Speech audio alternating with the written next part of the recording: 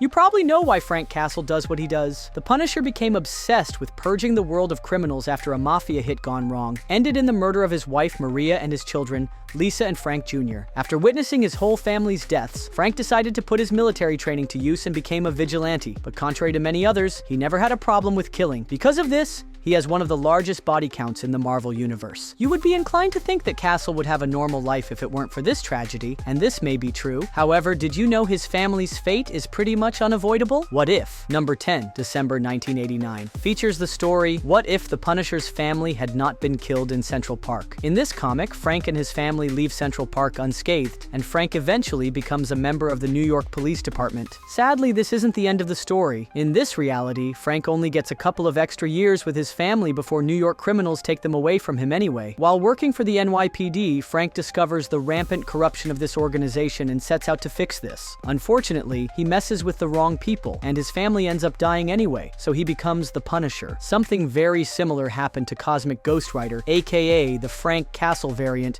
who became Ghost Rider. This Punisher tried to use his newly acquired powers to save his family. However, Uatu the Watcher used the Infinity Gauntlet to reverse his actions, almost as if Frank's family's death was a fixed point in all these realities. Even when Frank tried to do things right, fate didn't really help him. For example, on Earth 295, after his family was killed, Castle became a pacifist monk. This time he didn't kill anyone, but he died anyway in the hands of Apocalypse and his minions. There's obviously a certain tragic element to Frank Castle that can never be erased. Of course, this grittiness is what makes the character so compelling, don't you think? So, we already told you that Frank became Ghost Rider once. This happened in Donny Cates' series Thanos in 2017. During this run, Frank was no longer a regular human. Instead, he had all the Ghost Rider's powers, such as Hellfire manipulation, superhuman strength and reflexes, and of course, the ironic Ghost Rider's penance stare, which allows him to inflict on others as much pain as they inflicted in their lifetime. Very fitting for a Punisher, right? During this run, the Cosmic Ghost Rider was also Herald of Galactus, so he wielded the Power Cosmic, which granted him telekinetic abilities and cosmic awareness. This upgrade enhanced the penance stare, allowing Frank the ability to literally burn sinners to death, as well as to create weapons out of any material surrounding him. This likely is the most powerful any Frank Castle variant in the vast multiverse has ever been, but it isn't the only time the Punisher has gotten this kind of upgrade. Earth 616's Frank Castle has gotten his fair share of superpowers too. For example, he wielded a fragment of a bloodstone once, which gave him a powerful healing factor. Starting in Punisher in the Blood #1, November 2010. Frank was also resurrected by a Grigori named Gadriel. This angelic creature granted him a healing factor so great that he was basically immortal, a sixth sense for supernatural creatures, and even precognition. Besides, the Grigori gave Frank a pocket dimension filled with special firearms for him to use at any given time. All these power-ups would have made the Punisher a true threat to non-powered and superpowered criminals. However, he refused to work for Gadriel and his army of angels in Punisher Volume 5 #1, February 2000, so he lost it all. It isn't like Frank to accept this kind of gift anyway. More recently, the Punisher joined the Hand, so he got the Fist's gifts. These are 5. The Eyes of the Beast, aka precognitive abilities, including the location of any criminal in the world, Fire of the Beast, or demonic energy manipulation. Frank used this to imbue his weapons to make them even more dangerous. There's also Marrow of the Beast, which basically meant the Punisher's strength and resilience depended on how many kills he had. Of course, since Frank is known for his body count, the Marrow of the Beast elevated him to super strength levels. During this time, he was able to fight Ares in hand-to-hand combat in Punisher Volume 13 #6, September 2022. The Punisher also got Healing Blood of the Beast, which was basically a powerful healing factor that even helped him survive being impaled. Finally, the Wings of the Beast, aka the ability to fly and walk in water. He was basically unstoppable thanks to these new traits, but since he was so dangerous, they were taken away by Doctor Strange, who purged him with his magic in Punisher Volume 13 #12, May 2023. So far, Frank Castle has not gotten any superpowers in the MCU, but that could change in the future. Also, with the Multiverse Saga and Battleworld coming, fans may get to meet a version of the Punisher from an alternate reality that has powers of some sort, either as Cosmic Ghost Rider, as a member of the Hand, or through some other means. However, Frank currently remains one of the deadliest Marvel characters even without any superpowers, so they may not be necessary for his future. Can you think of a Marvel hero more different from the Punisher than Captain America? Steve Rogers is the poster boy for lawful good superheroes. He doesn't lie, he doesn't cheat, and most importantly, he doesn't kill. Frank, on the other hand, resorts to anything he finds necessary to punish criminals. Once he has extorted, coerced, and kidnapped as many people as he needs, he tortures the criminals that he acted in the most messed up possible ways, and then kills them. No mercy and no regrets. Likely, these two have a terrible relationship, right? Of course, Captain America detests what the Punisher represents. Steve considers Frank to be nothing more than a criminal. In Captain America's eyes, the Punisher is no better than everyone he kills. Frank, on the other side, feels nothing but a profound admiration for Steve. You would think that the Punisher would think that Captain America is a goody two-shoes, but no. Instead, he respects him deeply. You need to understand, Frank is a soldier. Before becoming a vigilante, he had a long and successful career in the military, more specifically with the United States Marine Corps. He even made it to captain. Since Captain America is the embodiment of the red, white, and blue, and the Punisher is a proud Marine, well, Steve is a true hero in the Punisher's book. He's definitely the only one who can make the Punisher feel ashamed of what he does. After all, Cap represents everything the Punisher didn't manage to be, a morally upstanding crime fighter. Even though Captain America rejects the Punisher, the anti-hero has acknowledged his admiration towards him. During Civil War, these two actually fought on the same side. However, when the Punisher killed a couple of bad guys in front of Captain America in Civil War number 6, January 2007, the Avenger lost it. Cap started pummeling the Punisher. However, the Marine didn't fight back. When Steve ordered him to do it, Frank simply said, "Not against you." Now you know everything is possible in Marvel, especially thanks to the multiverse, right? So would you believe Frank Castle became Captain America? This happened on Earth 81,223 in What If? Age of Ultron number 4, April 2014. In this universe, Steve Rogers didn't make it after all those years in the ice. So Iron Man and the Illuminati found a replacement for him in Frank Castle. The anti-hero was injected with a version of the super soldier created by Reed Richards, and then he went on to become a symbol of hope. This is one of the few realities where Frank got something similar to a happy ending. While Steve Rogers' Captain America is no longer serving as a hero, the MCU could still explore Frank Castle's complicated relationship with Captain America, either by exploring his thoughts on Steve Rogers, or by also having Frank show Sam Wilson the same respect and admiration despite their differences. This could help the Punisher become more integrated with the rest of the MCU beyond just the Defenderverse heroes.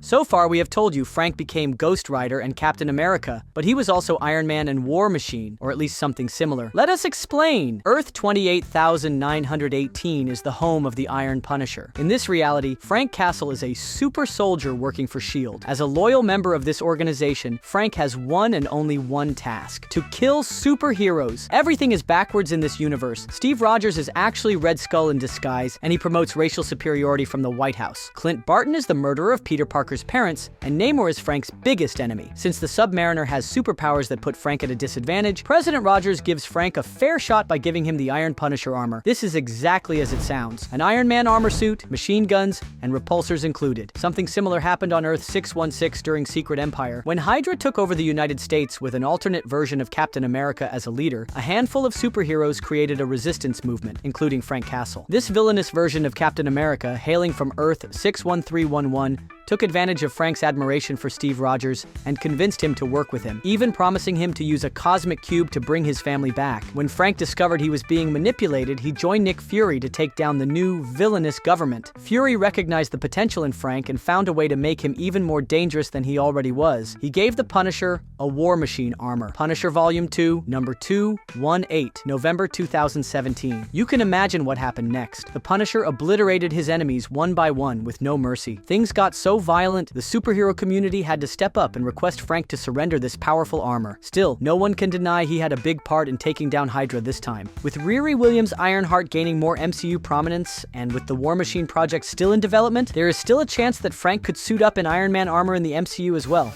Likely one of the weirdest things to ever happen in Marvel, but did you know the Punisher teamed up with Eminem once? Marshall Mathers III, aka Eminem, aka one of the most famous rappers ever, has had a series of cameos in Marvel Comics, including a Spider-Man variant cover, a celebrity guest appearance in the Hellfire Gala, and, of course, a full team-up with the Punisher. Eminem the Punisher, Kill You, June 2009, by Fred Van Lente and Salvador LaRocca, follows the Punisher on a weird adventure alongside the rapper. Although Eminem first thinks the Punisher is out to get him, he soon discovers he's actually actually after someone else. In the end, Eminem helps Punisher take down Barracuda. This one-shot, created to promote Eminem's 2009 album Relapse, is unarguably one of the strangest collabs in the Marvel universe, especially if we consider how serious the Punisher stories always are. Still, it's a cool and very unique team-up. Not many Marvel heroes can brag about teaming up with a celebrity. It isn't strange for Marvel characters to debut in the stories of other Marvel characters. For example, Wolverine debuted in a Hulk comic, and the Punisher was a Spider-Man villain first. Frank debuted in Amazing Spider-Man number 129, October 1973, by Jerry Conway and Ross Andru in 1973. That was more than 50 years ago. In this comic, the Punisher is hired by the Jackal to take down Spider-Man. Apparently, the villain has convinced Frank that Spidey is a criminal, so the Punisher thinks he's doing the world a favor by taking him down. Of course, this doesn't last much. Soon, the Jackal reveals his true nature, and the Punisher, furious at being manipulated like that, vows to get revenge on the Jackal eventually, leaving Spidey alone. A dozen issues later, Frank mistakes Spider-Man for a villain again while trying to catch Tarantula. However, they eventually realize they're after the same goal and even team up to stop another villain,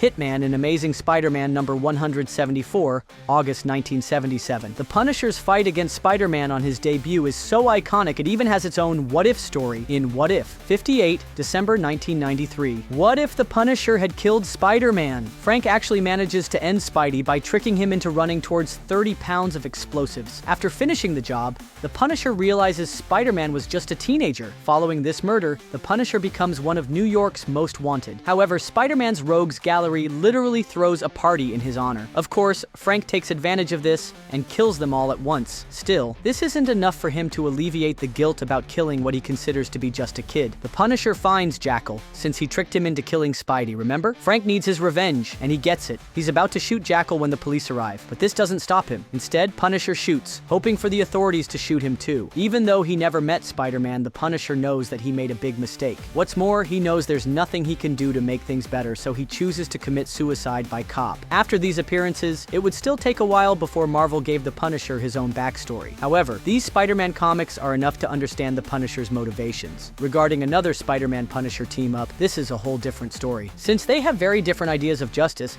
these two can't really be a proper dynamic duo. The Punisher and Spider-Man have not met yet in the MCU, but the franchise could still give a nod to their original Marvel Comics history. Since Peter Parker is currently unknown due to being erased from everyone's memories, a similar mix-up could occur in the future though, as in the original comics, they likely would eventually end up working together. The Punisher's military career is central to the character. Otherwise, he wouldn't have such a rugged attitude and such incredible training for combat. Funnily enough, Marvel has had a hard time deciding which war he fought. When the Punisher first debuted, he was canonically a Vietnam veteran. In fact, he even appeared in Doug Murray's war comic, The Nam, which follows the stories of soldiers fighting in his conflict. However, with Marvel's attempt to fit everything that happened in the Silver Age on a proper timeline, things changed a bit. Frank was basically de-aged, so he would have been just a kid during the Vietnam War. Given this, the comics retconned his presence in this conflict. To fix this, Frank became a Gulf War veteran, and then an Iraq veteran. In 2019, Marvel finally fixed this situation for good, and Frank became a veteran of the Sian Kong War, a fictional conflict conceived by Kurt Busiek as a backdrop for many missing pieces in the Marvel timeline. In fact, pretty much everything that was attributed to the Vietnam War became part of the Sian Kong conflict. Sometimes it's easier to create the timeline instead of trying to make it fit. Part of the magic of comics is the combination of real-life events with fictional milestones, don't you think? Unless you've been living under a rock lately, you know that Jon Bernthal is currently portraying Frank Castle in the MCU. Almost 10 years after the Punisher's Netflix series, Bernthal is back in Daredevil, born again, and now he's set to reprise his role on an MCU special presentation that is slated for release in 2026. Exciting, right? Now you should know that Bernthal isn't the first Punisher on the screen. He isn't even the second one. In fact, Frank Castle got a live-action straight-to-video debut in 1989 in a self-titled movie portrayed by Swedish actor Dolph Lundgren. You probably know him as Ivan Drago, the villainous boxer from the Rocky franchise. Then, in 2004, Thomas Jane took on the role of Jonathan Hensleigh's The Punisher. After 3 years in development hell for the sequel, both Hensleigh and Jane abandoned the project. Instead of a sequel, Punisher, Warzone became a reboot. This time, Frank was portrayed by Ray Stevenson. This movie premiered in 2007, so it took another decade before Bernthal became Castle. These are more adaptations than many Marvel heroes have ever gotten. Even more prominent heroes like Thor and Iron Man had to wait until the MCU to get a live-action adaptation, but the Punisher has 4 already. Not that we are complaining, of course. There's still plenty to adapt from the comics about Frank Castle, and we love it. In fact, now that the Punisher is back in the MCU and he's set to star in his own special presentation, we really want to see more of him. I am the Punisher! I'm right here! You want it, I'll give it to you! What about you, the loyal readers and viewers? Were you aware of all these fascinating facts and hidden depths of the Punisher's history? Did anything surprise you, or perhaps give you a new appreciation for the character? We always love hearing your thoughts and theories. Share your take in the comments below. Let us know what you're most looking forward to with the Punisher's return, or any other Marvel characters you're hoping to see more of. Let us know in the comments, and remember to subscribe. Until next time, thanks for watching CBR.